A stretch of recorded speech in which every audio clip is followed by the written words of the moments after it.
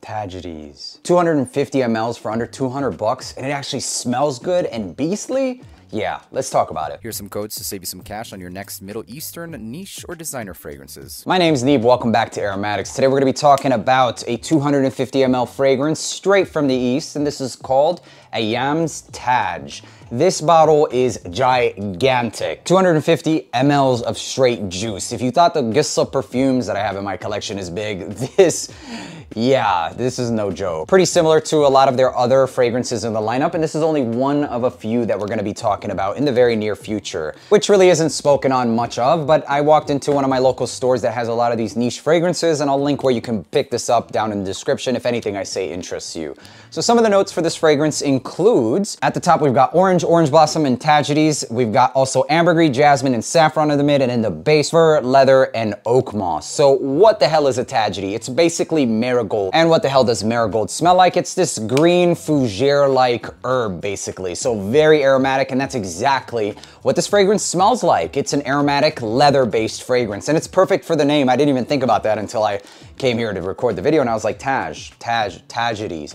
Makes sense. So that's exactly what this centers itself around. It's one of the best uses of marigold, in my opinion. To my nose, the tagides that's used in this fragrance, or the tagide note that's used in this fragrance, smells like a blend of something between sage and rosemary. So if you combine those two together, you'd end up with the marigold note, at least to my nose. It's the best way I could describe it for somebody that hasn't smelled a marigold, basically. So let's go ahead and spray this on, and yeah.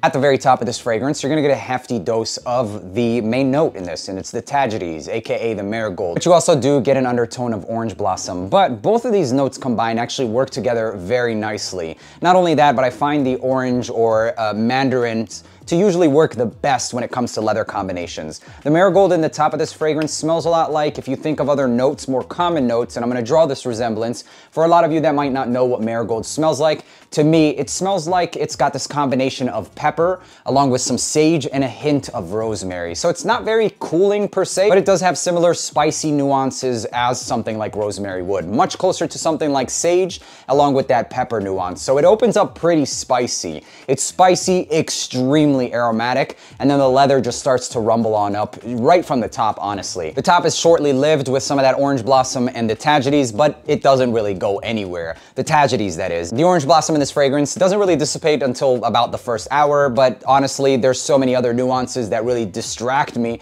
from even paying attention to anything of orange blossom. It is definitely there, and it smells like this orange floral nuance, but it's masculinized almost immediately with those peppers and aromatic. So it's not this white floral, orange, soft, feminine fragrance by any means, and it's because of those spicy nuances. So pretty masculine right off the top just because of those spices, but I think that it's relatively unisex for the women that like to wear those deeper, darker, more serious fragrances, aromatic fragrances. So as this one starts to dry down and get into the mid, the ambergris really lifts this one off. I mean, the projection on this thing is monstrous. This is no joke with the sillage department because of the ambergris that's placed in the mid of this fragrance. There's also a note of jasmine and saffron in the mid, and it's not really something that I can detect or pinpoint right away, the saffron that is, but it really just emphasizes that spicy nuance in the entirety of the fragrance. The saffron in this one I feel like is more towards the whole leather side of things, because saffron does give this naturalistic leather nuance, can be metallic or spicy or both. For this one, I think that the saffron that they used is something that's spicy with leather undertones. So the leather starts to creep up right from the top of the fragrance, and it's probably and likely due to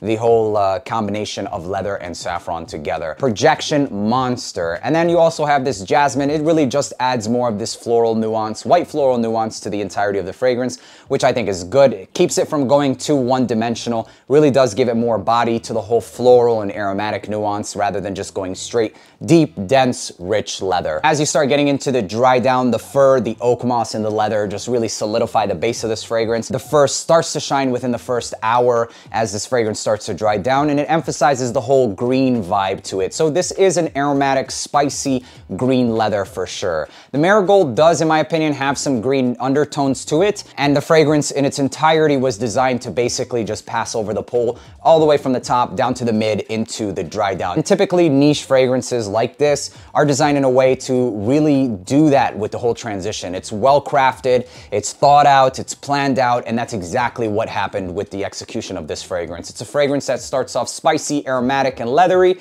and it just basically keeps that same backbone, just shifting and transitioning throughout the entire life of the fragrance, which is eternal. Next day on clothing and on skin, easily 8+ hours. No chump whatsoever. So for the 8 hours, you're gonna get that transition. Aromatic, spicy, white floral leather, which then transitions into a more green leather, keeping the entire spicy aromatic DNA, the entire longevity of the fragrance.